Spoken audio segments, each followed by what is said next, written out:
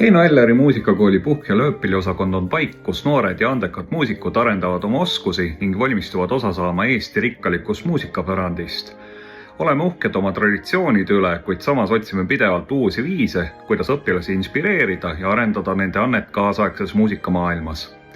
Meie osakonna õpetajad on tunnustatud muusikud ja annavad edasi oma kirge ja teadmisi muusika vastu. Puhk- ja lööppilliosakond pakub õpilastele võimalust õppida erinevaid puhkpille nagu flööt, oboe, klarnet, saksofon, fagott, metsasarv, trompet, tromboon ja tuuba, samuti väga mitmekesiseid lööppille. Puhk- ja lööppilliosakonnas keskendume nii solistlike kui ka ansamblimänguoskuste arendamisele.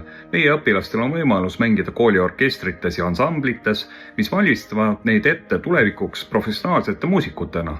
Samuti toetame loomingulisust ja julgustame õpilasi leidma iseenda individuaalset muusikalist häält.